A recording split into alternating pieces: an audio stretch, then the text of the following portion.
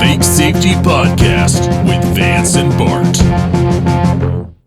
It's a trap. There's no comfort fitting in a fake safety that no one believes in.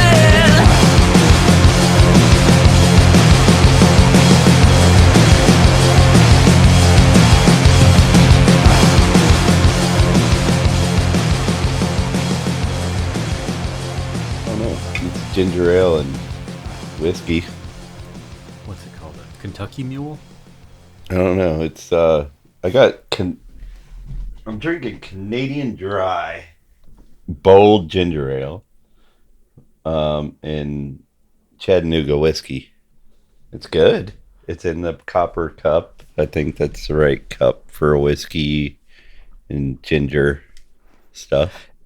But is Canada Dry actually made in Canada? Or is it bottled like in Atlanta? Or is that Buffalo Rock? I don't know who that is. Canada Dry. Canada Dry. I think it is Buffalo Rock who owns like the Dr. Pepper people. I think Canada Dry is like a Dr. Pepper deal. Texas, under authority of Dr. Pepper products. Dr. Pepper 7-Up Inc. Yeah. When they merged, like neither of them would drop their name. It was like Dr. Pepper 7-Up Inc. I mean, that's the state of it now, right? Because before that, it was Dr. Pepper Snapple. Is that right? Yeah, what happened to that? Is Snapple around still or no? I haven't seen Snapple anywhere. The store. I never thought about that. Did we lose Snapple during COVID? And nobody told me that Snapple died? Did they give it Remdesivir? Is that what happened? Well, actually, now that I'm thinking about it, it's not even Dr. Pepper Snapple anymore. It was Keurig Dr. Pepper. Like the coffee machine? Yeah. I mean, mind you, that was only a few years ago. So I guess that's what I'm trying to figure out. Like the bottle that you have is Dr. Pepper 7-Up? Yeah. Because see, that was before Dr. Pepper Snapple. But which was Canada before Keurig Dr. Pepper.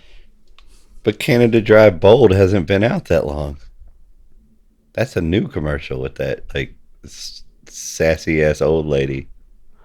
I wonder if maybe some of the companies in like the bottling still operate under that name. Maybe it's just a bunch of sister companies. Maybe because like I know, In case they, drop some, the CIA put some anthrax in one of them. That company can go bankrupt and the rest of them are good.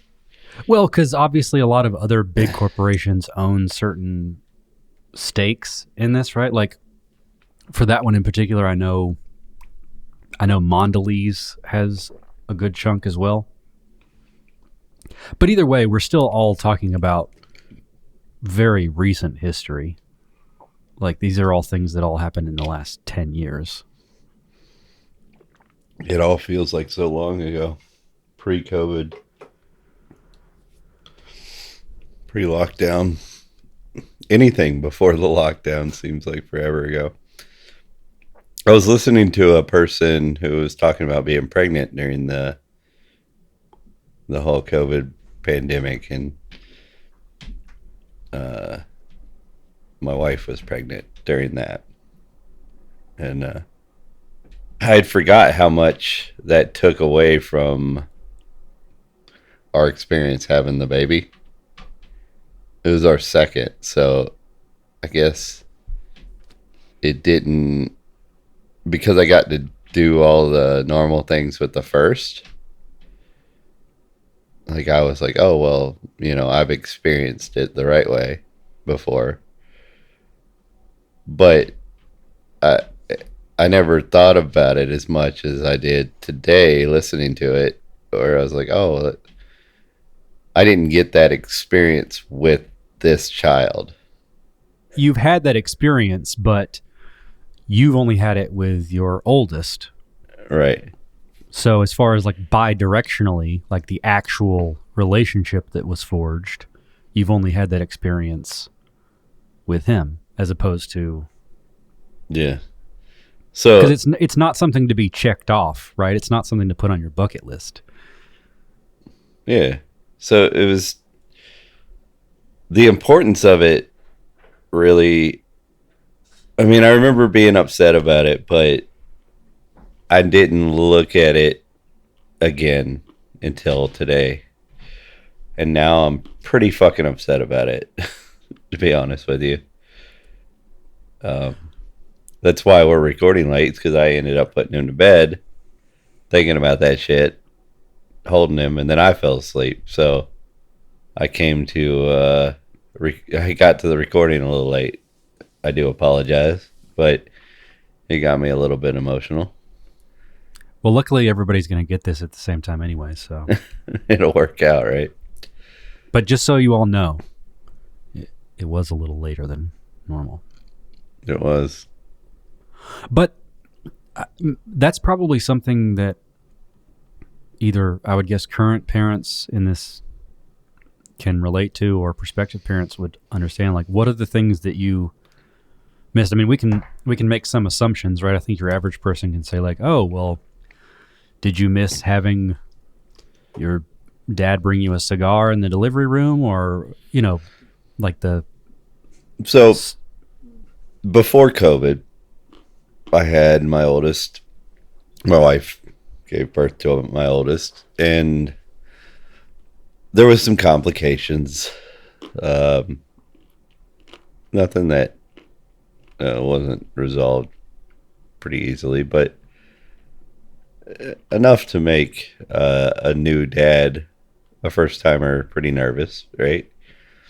And I had close friends of mine out in the waiting room. I had my parents, my in-laws, her sisters and their families, and everybody's there waiting to see the new arrival, right? And I remember it being like that for my friends when they had their kids. Like, I'd be there waiting, you know. Sometimes it was a little boring and whatnot, but like, it's your good friend having their first kid. You sit there and you wait, and you get to see the baby for like 15 seconds, and then you go home. But like, yeah, you were there your whole day. But like, that's what people did before COVID. But now the mother has to be worried about her or the husband passing a COVID test. I don't know. I say now, but I would imagine certain places now. When we had our youngest, during the COVID pandemic, if my wife were to have tested positive, she would have gave birth and they would have took the baby immediately and separated her from the baby, quarantined her. And if I were to have tested positive, I would have not been there. So you're talking about a risk of not even, it would, on a graph you wouldn't see the line. It would be indistinguishable from the bottom line. A risk of the baby getting sick from my wife if she were to have COVID. But yet you're going to take the bonding experience away from not only her, but the baby itself. The baby is new to the world, is only comfortable with the sounds of her mother's or his mother's organs, right? You're going to take that from the baby, so potentially imprinting abandonment issues onto the baby right away, and emotionally scar the woman for something that would not even be considered in a normal circuit, like a normal hospital with that risk for anything else. That wouldn't even be something they would talk about. Yeah, like if a pregnant woman comes in and has cold symptoms, I'm not sure, one, that they would even notice, but two, that they would even do anything about it. If they did, yeah.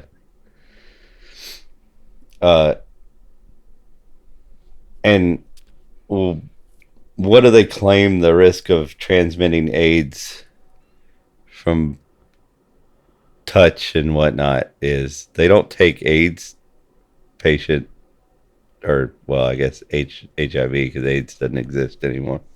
But HIV babies away from their mothers.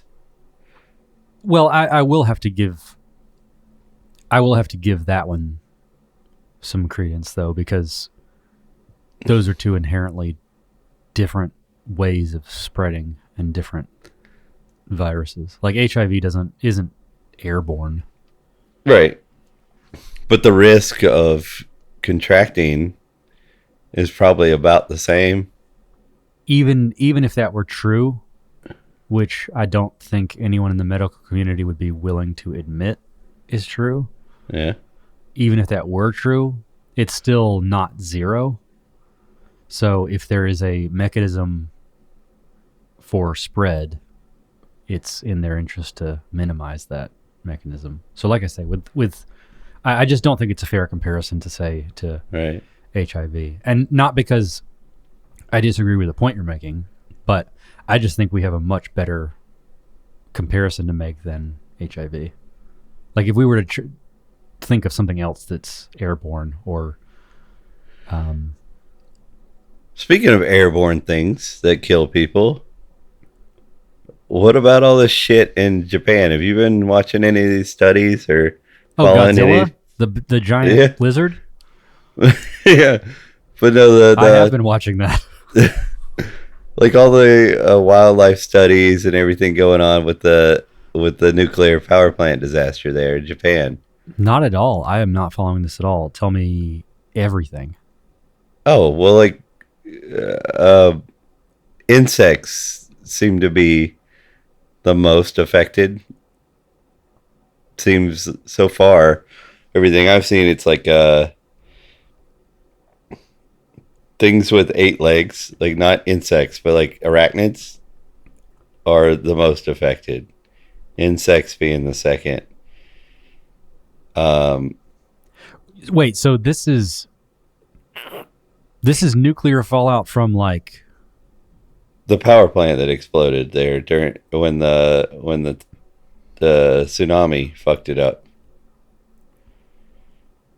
and we're So- just getting some So people have been, effects now, or just getting No, data people- around effects? Or? people have been studying it for a while. And the thing is like the anti-nuclear movement is very good about anything that looks like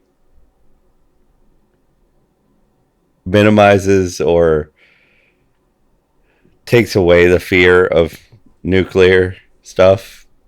They're really good about keeping that shit on the hush hush, right? So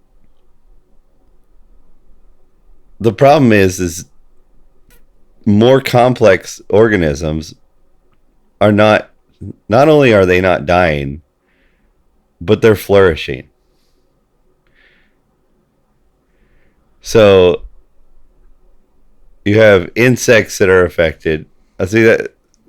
That's why I'm starting with the things that are affected, because I don't want to seem like a nut, right? Arachnids mostly.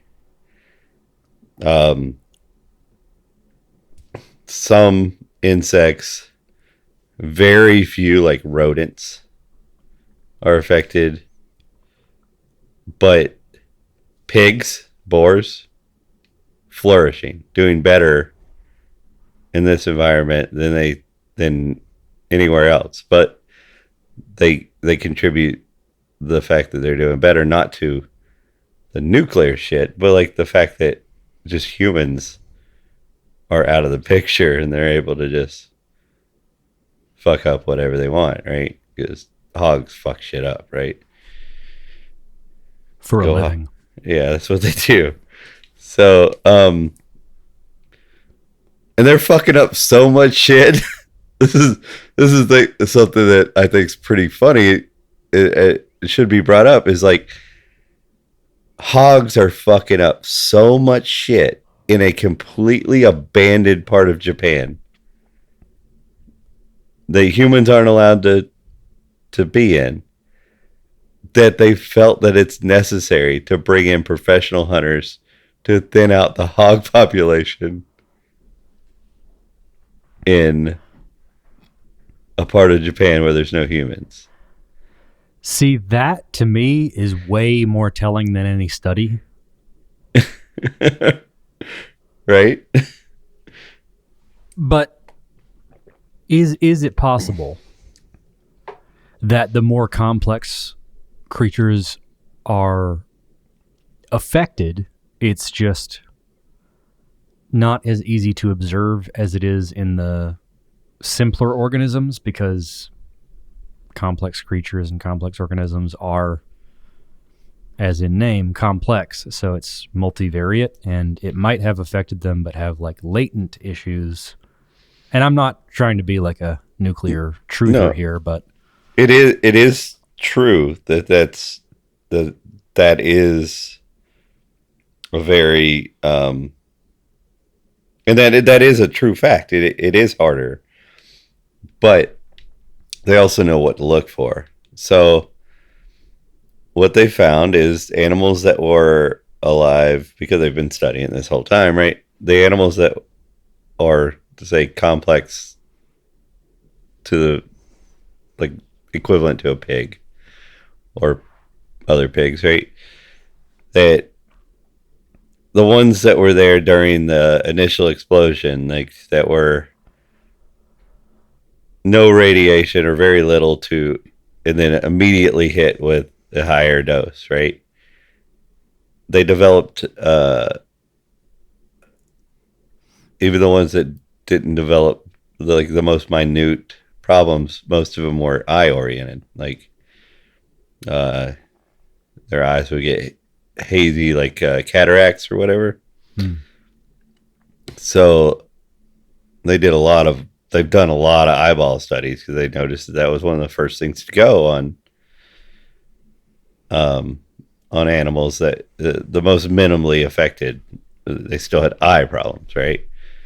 So, but the ones that were born into the radiation or maybe migrated into it after it had happened, or they are slowly introduced to the radiation, are not having these issues at all. There may be a longevity lifespan, change, but it is, as of right now, it's so small that they're not able to determine any change in lifespan.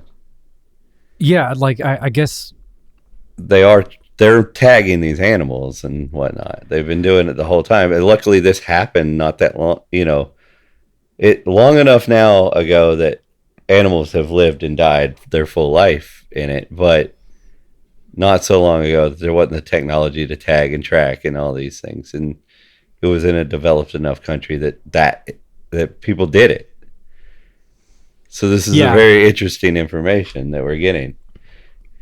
I think I would be interested to see any of the lab results or things like that as well, because, like you say, with longevity, I'd be interested to know what they're looking at. Like, is it, are they looking into things like telomere length and what are they using as a control and all that sort of stuff? But on its face, that is pretty interesting. Are there other animals besides pigs that are native to these areas that they've done studies on, or what's? Yeah, so the cool thing is like in Japan, the government forced farmers to kill the animals that were exposed to the radiation during the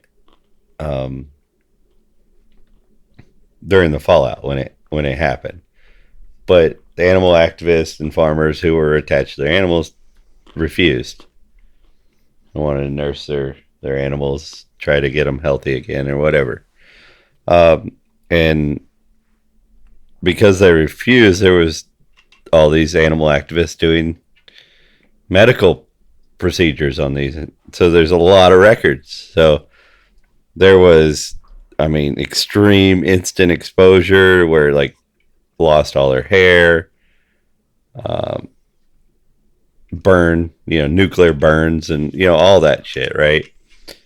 A lot of the animals went blind. Again, the eye thing, right? Quite a few of them, even the ones that lost their hair and went blind, lived a full life, just not, I would say, not as comfortable of a life as they would have lived, right? But the real interesting thing is the animals that were born to these animals that lived normal lives afterwards. That's the weird, like, because they were exposed, they were in a body that would, had high amounts of radiation as they were developed. And, in arachnids, you see like limbs and stuff that are developing wrong or whatever, but you didn't see that in these animals, where you would have thought that it would have happened, because that's something that I think we all assumed was an effect of nuclear exposure because of what happened in Chernobyl in Ukraine, right? Where babies were born and they would say like if there was limb issues or whatever, it was because of the. But what it looks more like, and what I listened to a guy on a podcast, is conspiracy podcast, but it was a doctor that he had speaking, and it was on this subject, and it looks like the factor that goes into the limb issues and the deformations, while it may be affected by radiation, it is a very minimal amount, and it seems to be more affected by malnutrition and things like that than your typical radiation. Where I would like to go into it a little further, where I think a lot of these, like when you take some of the Africa studies where there's also malnutrition, they might not be factoring in all the medical experiments that are being done on these people in Africa. Yeah, well, because like you say, malnutrition is, at least in modern species, almost exclusive to humans, because malnutrition for a lot of others leads to extinction. Mm-hmm. Or thinning of the herd if it's more just like a smaller portion of, weaker animals, things like that.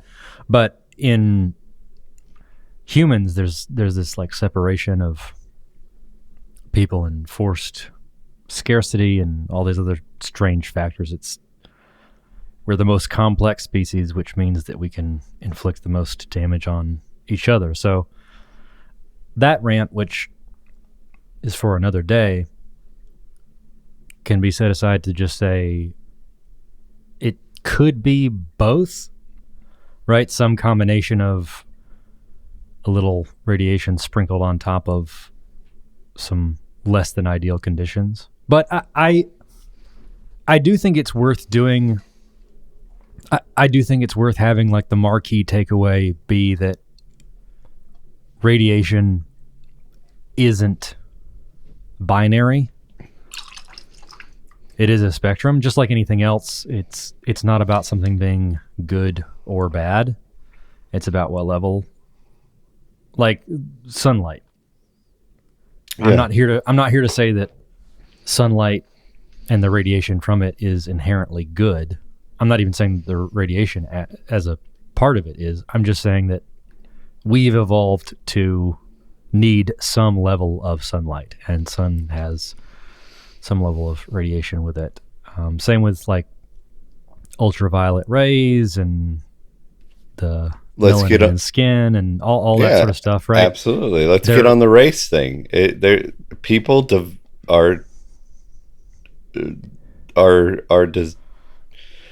adapt to where they're from, to what their conditions are, and I think it happens in lower organisms maybe a little bit faster. So maybe the arachnids or whatever, that's their species trying to adapt really fast and not getting it right to the radiation, Yep. Whatever that is, right?